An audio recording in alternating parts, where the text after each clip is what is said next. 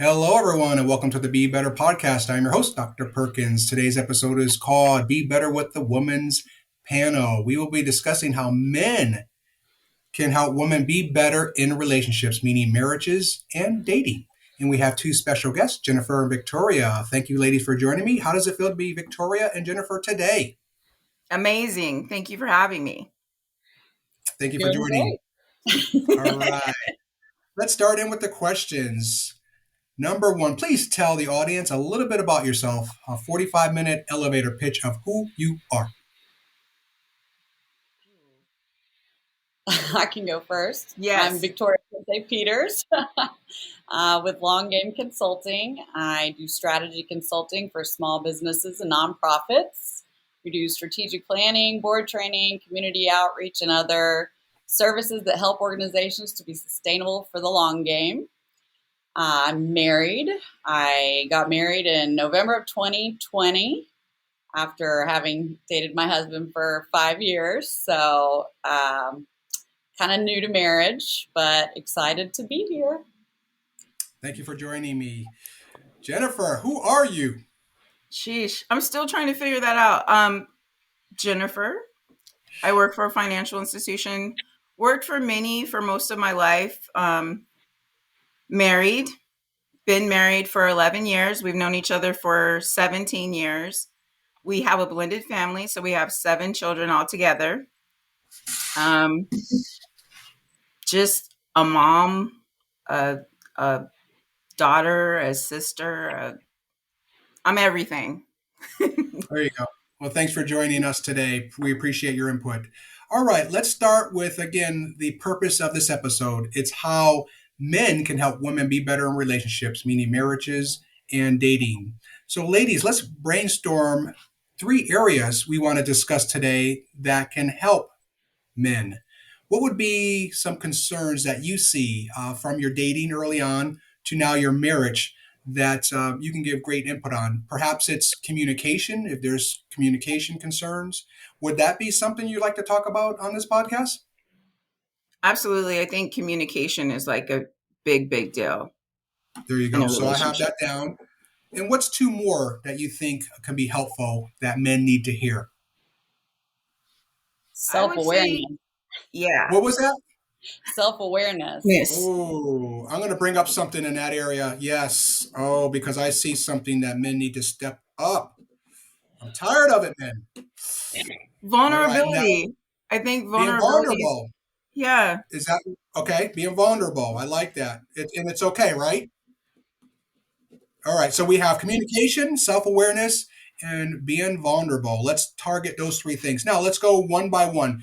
Communication. How can men be better with communication in a relationship or a marriage? Oh my Learning healthy communication tools. My husband and I have gone through couples counseling, and they teach you. There's everything from the Gottman method to I'm sure a lot of uh, different methodologies use where you say something, the other person's supposed to listen until they have finished speaking and try not to pass judgment. And then once they've finished saying whatever it is they're concerned about, they are supposed to, the listener is supposed to then repeat back. So what I hear you saying is, and then you try to just reiterate what it is that the other person said. And then this original speaker gets a chance to say, well, no, that's not what I was trying to say at all. And so that way it kind of helps, because we all hear things through our own filters. And so when you're having a conversation, making sure, especially when it's a crucial conversation, making sure that you're understanding what the person is trying to communicate, because it's hard to express yourself sometimes and we may not say it perfectly. And so making sure that you take the time to make sure you're understanding what each other are trying to say, and having the patience and trying not to pass judgment and get defensive as the person speaking would be huge. My husband and I have love that not you gotten brought that that down yet. up. Yeah, I love Don't that you brought that up because that's so true. Like, you got to listen to understand. And sometimes we do misinterpret what the other person is saying. And then we do get defensive because of that. So I do like that method because it does make you, then you can understand, okay, they heard me say that and this is how they felt. But sometimes that's hard because if you're in the heat of the moment, everybody's not thinking about, okay, what did you say? How was that being said? We're just trying to be heard. So I think that's so important. Maybe people should take a step away and go, you know what, right now that conversation, I need to come back to that, when we can have the method that you were talking about where we can actually sit and actually use that method to have the conversation. And I like what I'm hearing. So, what both of you said is listening and then repeating. So, what I heard you say, Victoria, what I heard you say, Jennifer, was boom, boom, and boom. Is that correct? Okay, let's move on then, and now maybe resolve this the issue, or listen to me now, Yeah. and then go to a resolution. You know what's funny is they teach us how to write and how to speak, but there's very few classes, if any, on listening. And if you look at the research, they say that it's just not a great skill humans possess. It's more of talking and speaking and writing, but not taking the time to listen. Very good. What other things along the communication lines? The number two reason for divorces, the first one is finances. The second one is assumptions, so communication. What other things can you give advice to men to say, hey, can you do this a little bit more under the communication umbrella?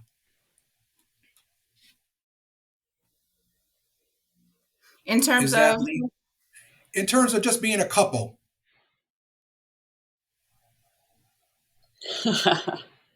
Would that be leaving notes to communicate things? Would that be leaving messages? Would that be, what would that look like to communicate better beyond the listening piece? So I think what I found is because of how men have been conditioned since they were young not to express emotion, not to cry as a child, that they hide and bottle up their emotions so much they almost, for some men, they don't even understand what their emotions are at the time. And so that's kind of to the self-awareness is just some with in my experience with some of my partners, it's easy for me to express myself and explain how I feel and how an action made me feel and come up with some solutions, but I don't get a lot back from the other side. And when we went to couples counseling, what we discovered is that he doesn't even necessarily understand his emotions and how he feels. Like I can see it. I can see like a rise in emotion and facial expressions and body language, but then it's like, how do you feel? He can't come up with the words. He has said sometimes he's not an external processor, so he's worried what he's going to say is going to be not really what he wanted to say, and so he just doesn't say anything at all. I And can relate to that. Like Ty is very great at communicating. I'm I'm more like your husband where I'm concerned about what's going to be said, how is it going to be perceived, so that's I'm constantly thinking about, okay, I should censor everything I'm doing. So that's but I don't know I how think, you fix that.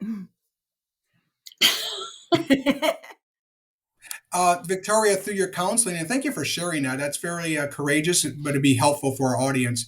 Are they giving you guys techniques to kind of fix that? To look at his, how he can kind of burst out of that bubble? they did give him like a list of emotions. It's kind of basic stuff, but like almost like a smiley face, sad face, like kind of some elementary emotions. It's like point to which one you feel like type thing. That was part of it. We are still working through that in counseling because we did premarital counseling and then just more recently we're revisiting it. And the advice that I got was that it's like with a car, maintaining your car like an oil change. You shouldn't wait until your car breaks down before you go and get an oil change. And so we are now, it's about a year and a half into our marriage, and I'm like, well, it's time for an oil change. It's time for us to check in, because all the things that we were warned about and um, that can build up and become like true resentment over the years. You can see it with couples later on. You're like, oh, there's something that they did not address there, and you can just feel it. I'm seeing signs of things that if we don't address them, it can become like real resentment later Yeah. on. So we're currently going through those steps. So we haven't figured it out yet. Okay. No, Working on the work. Maybe Would you that ladies happy agree? face, sad face emotion thing is a good idea though. Cause then like to go to the note thing, like you can leave a note and be like, this is my sad face. Like we need to make time for each other. So I love that. I mean, it could be those simple little things, like Victoria said. Maybe he's not expressing himself just yet, but simple little elementary notes. Hey, I'm upset right now. I need 2 hours to calm the machine down, and then let's come together and talk. Yeah. I notice in relationships, and I'm sure maybe you guys experience this, where I'm the type of person I want to solve things right now. I'm like, let's resolve it. Boom, boom, boom. I got things to do. We got things to do. Let's move. Let's move But past then it. my partner, and this is my very last partner, she's like, oh, let's take 24 hours. And, I'm like, whoa, I can't even sleep tonight then because it's on my mind. So I approach her and go, listen, I know you need time. So how about this? I give you 4 hours, but we got to resolve it today because I won't be able to sleep. I won't be able to sleep tonight. So that was a happy medium. And the thing you got to come to a, not conclusion. What is it? A compromise. Sometimes couples have to work things out. I'm an immediate person. She's a later tomorrow person. How can we meet in the middle? Would you ladies agree that most, or all couples should get couples counseling? all. All. Yes, I agree too. And I like before marriage and during marriage. Definitely. Yeah. It should be something like the oil change example. Let's get that oil change, and because I'm hurting in this area, I'm sad in this area. Yeah. Okay. Thank you for your input on that. If you don't have anything more to add for communication, let's drop down to self awareness because I have some stuff I want to bring up that the men need to fix. But ladies, you go first. Self awareness. What are Like they not aware of? I think they're not aware of the fact that roles change and that's okay. Or things don't necessarily have to be how it was when we were kids and you saw your parents growing up. Like we live in a completely different world. I might not be able to cook dinner every night. You might have to cook dinner. Like I might end up taking the trash out. You might end up taking, like, we just got to get rid of how we thought things were supposed to be and just be okay with how we are and what we make our own relationship. So that's what I would say. Yeah, gender stereotypes are Yeah. definitely an issue for a lot of reasons. And it's okay to evolve in a relationship, or And make your own maybe rules. make your own rules together, Yeah. or connect with that person. And you might meet someone who likes that gender role. You do this, I do that, but you have to have that same partner that agrees to that.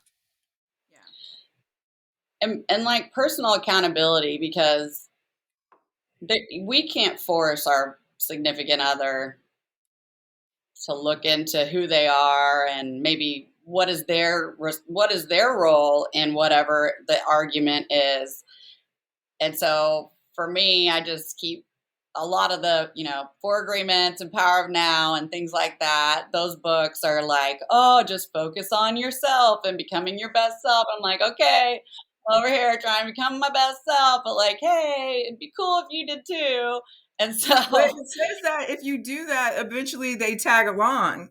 But then it's just hard to stay on track. yeah, it gets very frustrating when you're the only person doing self work.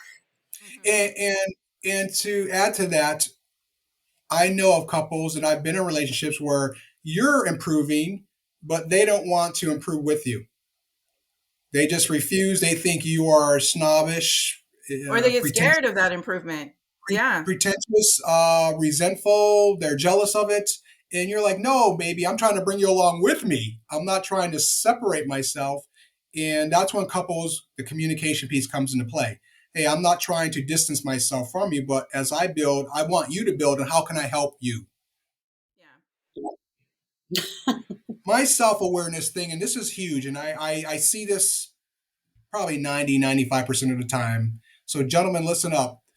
When I go out and I see women pretty much 100% of the time dress up and then their boyfriend or husband are dressed down. Gentlemen, what are you doing? Really? You got a baseball cap on and your woman is looking fine? No, it's time for men to step up with the dress. I don't know what's going on in 2022. So I'm going to be a little tough love right now. But gentlemen, you got to step up. I know this is a build up podcast, but I see it all too often where the lady is always dressed up and the man is dressed down with a t shirt and a baseball cap backwards, especially. Get rid of that corny hat. I don't know why you want to put up with that, but you guys want to add to this because I'm getting frustrated. For with attire, Yeah. Do you guys see that, or am I just is it just me? I see it. I see it. I don't have it. I mean, me and him, when we go somewhere, we're like, okay, so what are you wearing? So I think we're pretty good in that area. Okay. Okay. It, it I think it just depends on whatever, y'all's dynamic is. For me, I was attracted to my husband because he dresses professionally. Like I think, kind of like dress for the job you want, dress for the life you want, kind of. There you go. So One, just yeah. opportunities are everywhere. You never know where it's going to come from. And so just be ready for whatever positive opportunity could come. And, what is it, like 75% is about appearance, is how people receive you. And so why not just look good? Right. And why People make wouldn't you want to look good? So that is kind of concerning as far as like how today's, but it just could just be how it is today. Maybe it's Arizona and not in Texas. I don't know. Well, younger generations are more casual, and I get it. Like, wearing heels is not good for your feet and stuff like that. So I get where some of that comes from, but I'm 37. Uh, so I'm kind of on the cusp of generations. Yeah. the research shows that you are judged within 7 seconds of someone viewing you. It's called thin slicing. They only see a part of you and they judge you. They don't even know you may have traumas, etc., etc. So dress is huge to send some type of message. But you're right. Every situation, this podcast is an opportunity. You guys may get jobs on NBC Nightly News after this. But every opportunity, I believe, or every situation is an opportunity. And I just wanted to kind of let the men know through some tough love, it's time to step it up. I see too many men dressed down, but we'll move on. Any other self awareness you want to mention, ladies? I just want to say that you can dress amazing and you could still have trauma. You could still have, things that you got to work on. So we got to be careful with that too. I mean, it's back to that don't judge a book by its cover, but I get what you're saying. Like when you meet somebody, I don't know if I would engage with you if you had a baseball cap turned backward and saggy pants where I could see your underwear. So I don't know. It's a double edged sword. Yeah, all We of can move us, let's be honest, all of us have traumas in our lives, all of us, and none of us are perfect. But yeah, that dress could help uh, with an opportunity. And then you have those crowds where they judge you. Oh, you're pretentious because you're dressed up. No, this is my style. I'm comfortable. It's best to be like this. You always want to be ahead or dress maybe overdressed versus underdressed. So. Just It's something like to your think about. branding. It's like your branding. There you go. All right. If there's no more self awareness, let's talk about the last item: being vulnerable. What do you mean by that, Jennifer? I think was it Jennifer or was it Victoria that brought up that? No, it was me. I think in a relationship you should feel safe. You should feel like you can come to your significant other with whatever, and it's a safe space, and if you need to cry to get it out, um just know that we're together and it's going to be okay. It's okay to have things that are on your mind or feelings that you feel, and you need to express them and be okay with whatever comes out. That's how I feel about, or what I mean when I say vulnerable. Yeah, just being honest, and it's probably for men it might be harder because again emotions are kind of a feminine quality, and so I feel like that causes a lot of issues, is just even talking about insecurities, well that's not manly, and things like that become it seems like that might be part of why they don't want to talk more. And so just getting over it, like who cares? If you're really a man, that won't bother you what other people say. You just be comfortable in your own skin. That's the goal for all of us, men and women. And so, your your relationship with your significant other, it's supposed to go God, your significant other, and then children, right? And so make it a priority. You push past whatever mental block or societal block is holding you back from communicating, and just do what you need to do to make the marriage work. It has to be both people trying, or it's so exhausting otherwise. And eventually that's where the resentment builds up, and it's doomed if you don't also participate and do that work.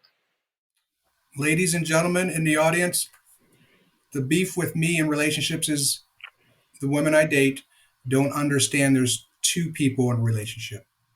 And right out of the gates, I discuss it, focus on it, and a little bit down the road, it goes back to the woman's the one, and I'm like, no, there's both of us. When Valentine's Day comes, I want a gift too. I want a gift too. We need to communicate that. Yeah. Make sure Oh, you I'm all over it these days. Hey, it's 14 days until Valentine's Day. Hint, hint. I like a gift too. But yeah, I think you're on point with the research says women are emotional, men are visual. So how can men understand what emotional means? What does that look like? And so I found some research that says that that's kind of a stereotype, and that they studied, it was let's see, a John Peters, wait, it was a study. There was a study. This study. Yes, it says it's entitled "Men Are Just as Emotional as Women." New research debunks gender stereotypes, and it's basically they followed 142 men and 75 women. Oh no, 142 men and women over 75 days, and tracked their daily positive and negative emotions, and they found that they were basically the same, but likely what's happening is that again men are feeling emotions but they aren't expressing the emotions, and so I think that that is where we were just taught to externally process, I think, more than men were ashamed for doing that. Right. Don't cry. Suck it up. Yeah. in men, when women are emotional to the point where they're crying, that's okay. That means come together and talk it out. I've encountered too many men where they'll go to their men buddies and go, "Oh, I can't. Why do women cry? That's a weak thing. I can't stand it." And that's a young thing. I think you're not mature enough to understand that. And it's not until you get a little bit older and better in relationships where you go, okay, it's okay that one woman cries, but let me help resolve it with her. Maybe I was the one that made her cry. Maybe she had a bad day. Her boss made her cry, et cetera, et cetera. So, men, it's okay if you cry. It's okay if women cry. And then you cry, you get it out, you talk it out, and you move forward. So thank you for bringing that up. Jennifer, wanted to add anything? I think that it's not even just about the crying, the things that scare you, whatever it is, that's bothering you in the relationship. Like, you just know, and that it goes all back to the communication. Like, you're just going to have to be vulnerable. You're just going to have to put that stuff out there. Otherwise, we're not ever going to be able to get past whatever it is, in any relationship. I just feel like we have to have space for that. And if we're not honest and being vulnerable, then we're always going to have something in the back that's messing things up. So what I heard is it's okay for men and women to express their emotions. Yes. Well, and something else that the study talks about is that men and women experience different pressures. And so, with a lot of times women are also having to be the primary caregiver for the children, and that's kind of this societal expectation. And it's okay for a man to go out and be, having a drink after work with their buddies or working extra hours, things like that. Whereas a woman, if you do that and you have children, or even if you don't have children, there's a stigma. It's Yeah. you're a bad mom, or you're not a good woman, or and things like that. There's also pressures to look certain ways, to be a little Barbie doll, and even down to how pornography affects the way what men expect women to look like, things like that. So we're dealing with a lot of different pressures than men. This is kind of a man's world still. And on top of that, if you're a minority, then you're also dealing with those types of pressures. So it's just, if we are more emotional, I would say that the environment has something to do with that as well. I agree. So just being understanding about that and taking a beat to be like, whoa, what would it be like to be a woman for a day and have to, the children are relying on you and they want mommy and things like that. And then trying to have a career. And I just don't know how women do it. I don't have any children.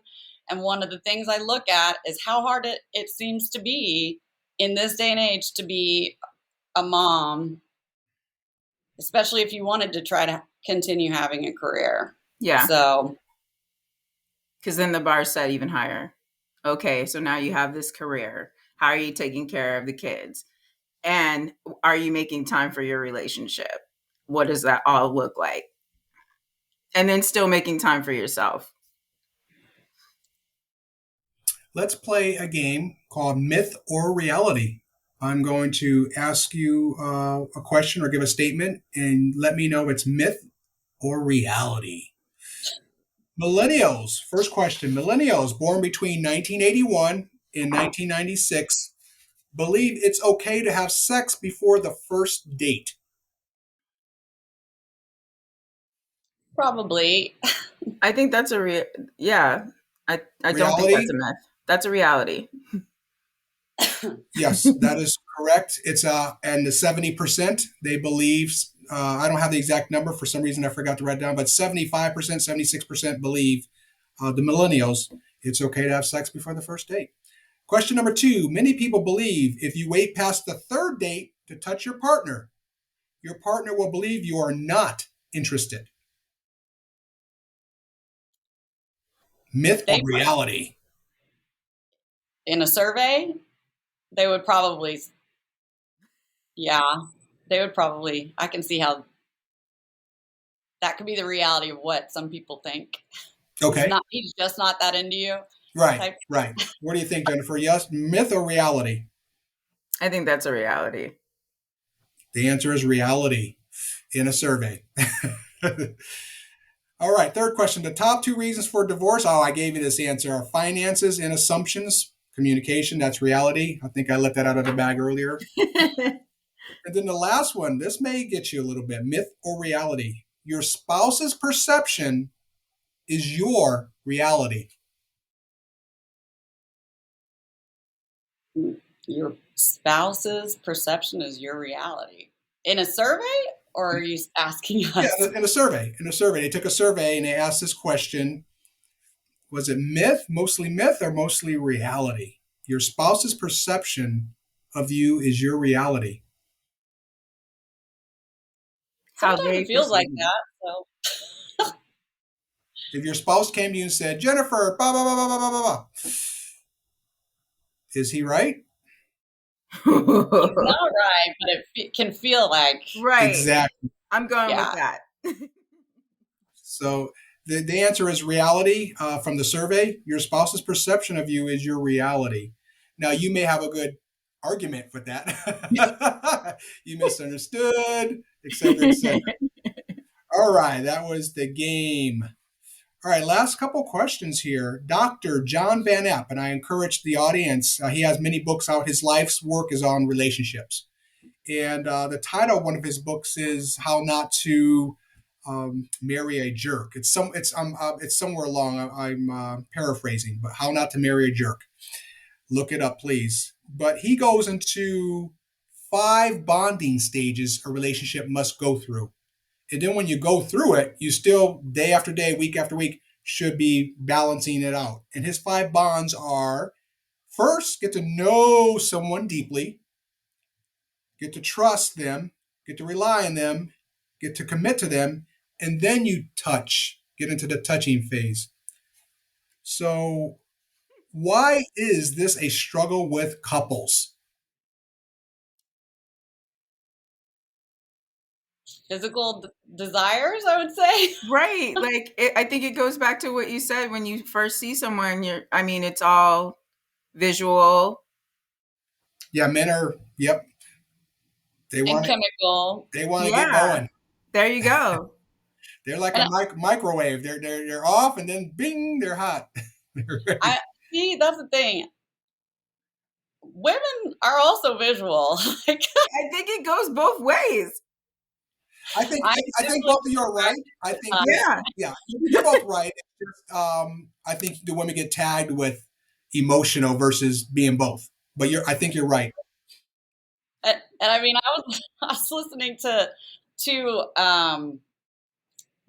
the where it broke each one of those 5 down, and it was talking about like there was a husband and wife on stage, and they were trying to make the point of that women don't look forward to seeing a man step out of the shower and what he looks like. And I'm like, that is not my Right. reality. Like, I love No. it when I see him. Oh Right.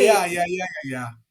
So it's just like, and I think that's a little bit of a old stereotype Right. because physical fitness is very important. Yes. Yes. Just as Yeah. much as it is for a man. I think it is for a woman. Yeah. So just that physicality, that attraction, that chemical, that's why we kind of want to get to that touching piece a little earlier. We can be honest with ourselves. I think we're all kind of guilty of it, or we want to get there and see what it's all about. So, but again, he works on knowing the person because you can be touching the person, but not even know them. Did you guys ever see the movie The Heartbreak Kid with Ben Stiller? I think so. It's a really cool movie. You got to see it. But I'll have to see it. because he's a comedian, so he hurries up and marries this woman he's in love with, and then it's not until his honeymoon where she starts saying stuff, and he's like, well, he doesn't know her. She's like, yeah, we got 2 incomes now. We can do this, and she's like, what are you talking about? She goes, I'm a volunteer. He goes, what? He goes, but you said you were, I think, like a marine biologist. He goes, yeah, I'm a volunteer marine biologist. Oh, wow. He goes, and then he starts talking some more, and she's like, no, I don't do that. And he's like, oh my God, he's unraveling this whole thing. She, he finds out she's just a cuckoo for Cocoa Puffs girl, so that's why I want to kind of bring that example and taking time to get to know someone or balancing that out. Yeah, we want to all get to that touch. Trust me and trust you and trust everyone, but get to know them a little bit. Well, and I do think that sometimes somebody looks so good on paper and like physically they're what you like, and so it's you really want to make it work because this is kind of your ideal person, and because you want it to fit and you really want it to work, you kind of try to speed things up. Yeah, And I could see that. other times, I feel like it's you want to create an attachment as soon as possible if you're really into them. Sometimes it's related to because it's most people like hide their worst qualities, what they think is their worst qualities, as long as possible. It's like hopefully they'll be attached enough that when they see this bad side of me, they love me already, and then they won't run away. Uh, Yeah, when we first meet people, we're seeing the best version of them, and we all know that. Thinking, okay, in 2, 3, 4, 5, 6 months, okay, some of the tough things will come out, and hopefully we'll like those things, or I can change them. But I think it's good to get that out in the open at the beginning of the relationship and say, hey, Jennifer, Victoria, I'm Anthony, and boom, boom, boom, this is me, and these are my tough things, boom, boom, boom. And see if you like me. This way, we're not wasting each other's time. We're not disappointed down the road, etc. What do you First guys think date, about that? really? Not the First first date, date. you No, I just didn't say coming the off of first all date. I your didn't say I know. hey. I didn't say I didn't say the first date, but the first month though. Come on, the first month you Okay. should be. Yeah, because you're on 3, 4, 5, 6 dates by then, and I think you should get that out in the open to see because I don't want to waste my time.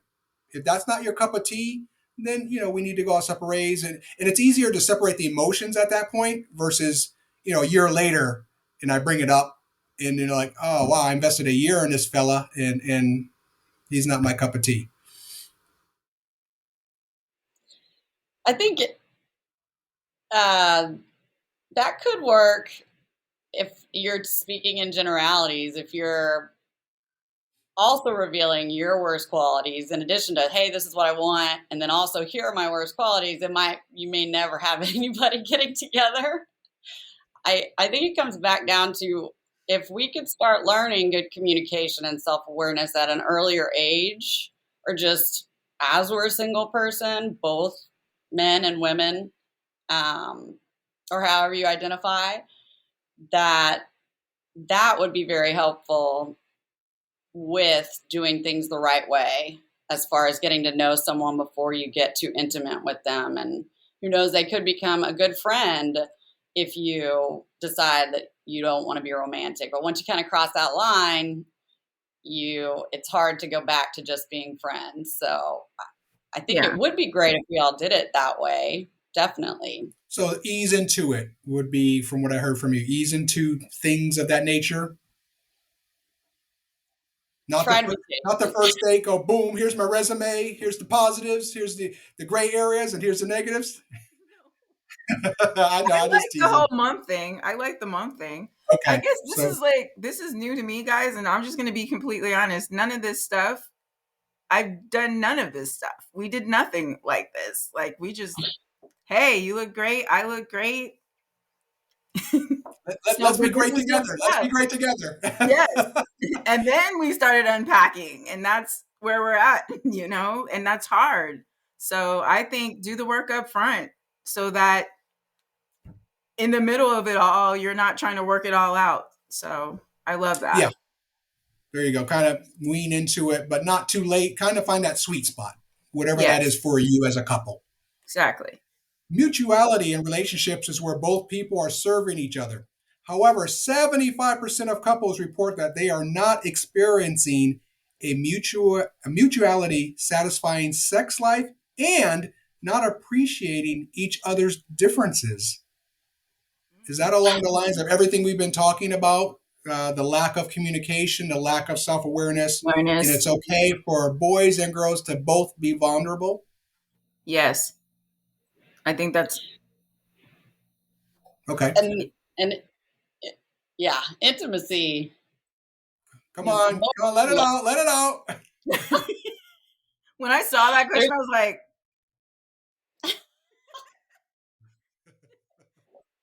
yeah, there's emotional intimacy, which kind of has to do with being vulnerable. There's experiential intimacy, which is like y'all hanging out and doing fun activities together where you're working as a team. Um, there is intellectual intimacy. It's like where you feel comfortable sharing your opinions about things in politics or religion. And then there's physical intimacy, which is a whole another thing. There you go. But I think you need all of that to make the physical intimacy good. I think that, again, going back to that, nowadays most men and women at times are watching pornography, and that gives them this idea of what good sex is like, and that isn't the reality. Even down to women faking orgasms and things like that. It's oh, this is what a woman's supposed to sound like, and then it's like, wait a minute, because me right. and every other woman in the world are doing this. Men don't realize that they're not actually satisfying a woman, and so then you have two sides that are not satisfied necessarily. If a woman isn't actually climaxing, then she's not going to necessarily want it all the time. And so being more aware of what each other like and taking time. There are workshops out there and things like that. There's a ton of information online about um, women and what they need to reach that point. So I would just say that's, again, both parties are kind of responsible for talking about that stuff, but both people need to be open and not get offended. Try to be in a safe space when you talk about it, and be open minded, and don't take it personally, things like that. But that communication is important. But the other intimacies also Are help to important. make it feel better. Exactly. As women, and you know many women, do you think that women should be more open to their spouses about, hey, this is what makes me feel good, and this is how you do it? And you touched on it. Do you feel women are not open as much to help the men out, or do you feel no? The women I know, we all say what we want, and the man either delivers or doesn't. Do you want to go first? I think that it's it's hard, or women weren't taught to do that, you know? I feel like women were taught more like um intimacy is more for the man. Like we're just supposed to be here looking great, doing our thing, but don't ask anything of the man. Just be present and provide the vessel. That's how I feel. At least I was taught. I think that it should be more of a communication thing where you say what you like, or even if you have a discussion about it. There's also a book called The Five Love Languages. And that's why I love what Victoria said, because when you think about that, you might do laundry and then I'm just all of a sudden turned on and want to go have sex with you because you completed that task. Like, there's different things for different people that just make that physical thing much better. And I do feel like women need to feel more empowered to say what they want or need from that physical connection, and not just the physical, the other stuff too, the spending time together, the activities, the conversation, all of that. I think that all calculates to what happens in the bedroom. While I have it up here, I just looked up Dr. John Van Epp. is the author of How to Avoid Falling in Love with a Jerk. That's one of his many books. So that was the proper title right there. Do you think technology is hurting or helping relationships? We had talked about porn being a big issue with the world, and maybe the expectations is a guy watches a porn and then expects his woman to be the same in the bedroom, where that is not a reality, where the woman has a career, there's kids in the mix, there's running around to soccer games and sports events, and then they come home, maybe there's dinner involved, and then the man's like, let's have some fun tonight, and she's like, well, I'm tired. So is technology, that could be an example, it's hurting or helping our relationships? What do you think?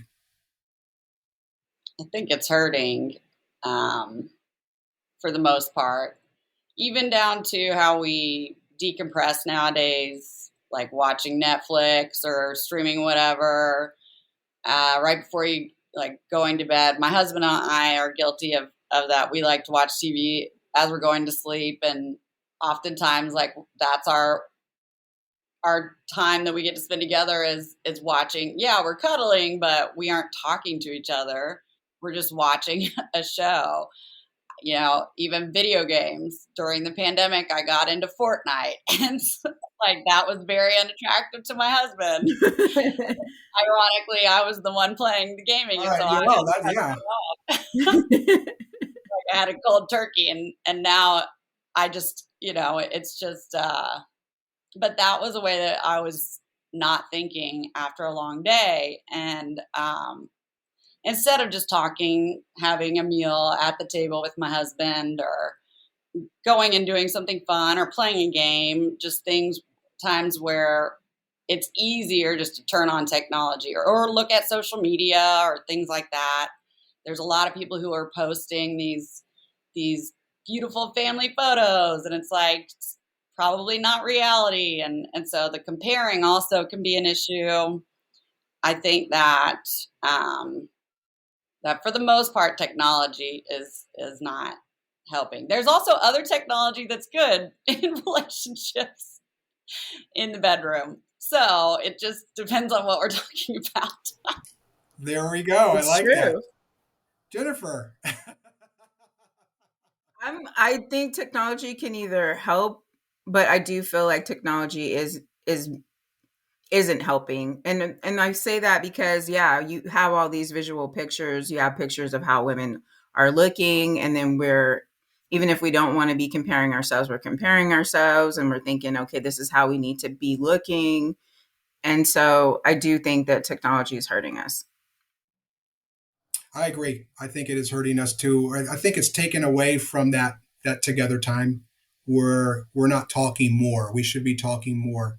Hey, honey, let's do a check in. Everything okay? And you wouldn't believe just a weekly check in how that would flush some things out that you thought were okay. Last Yes. question, I promise. This is the last question. If you were queen for a day, what one thing would you change in a relationship or in relationships? If you were the boss,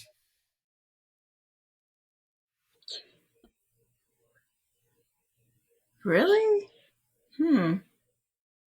if you had the power to say this will stop or start in relationships, what would that one thing be?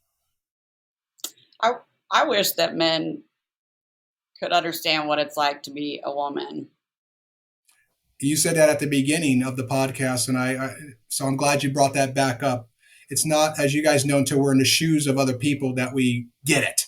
Like, oh, damn, I didn't realize that.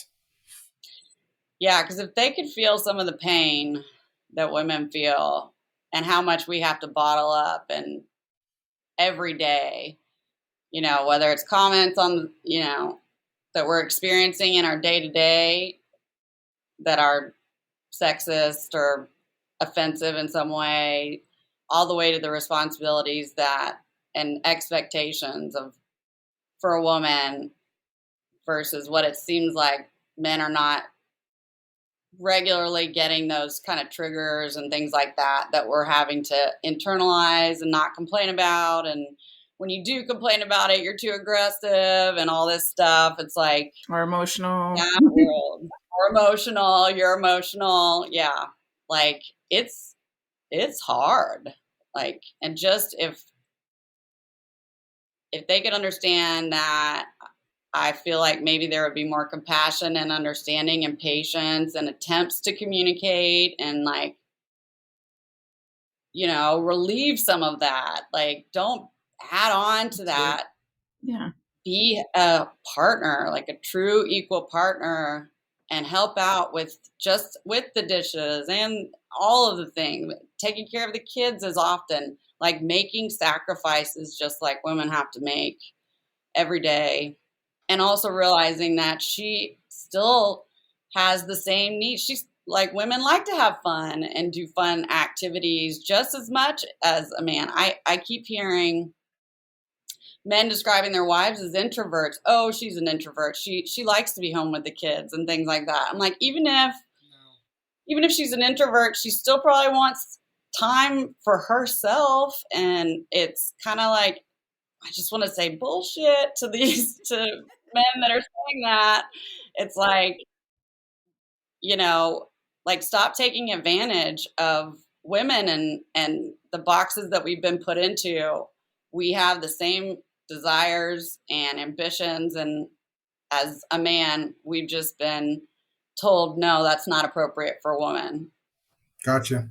I love that. I don't even know if I can tag the back. I love that you said that because that's exactly how I feel. Like, just step into the shoes of a woman. Not only am I supposed to be great at work, but I'm now supposed to be great at raising our children and being your significant other. I'm supposed to show up and do all those things every day. And what does that look like? Can I have a bad day? Maybe something falls to the wayside. Can't you come along just beside me and we be a team and you pick up wherever I'm left leaving things short or I fall short. Both of you, thank you for your knowledge and your words. I think this is going to be very helpful to people who watch this, listen to this.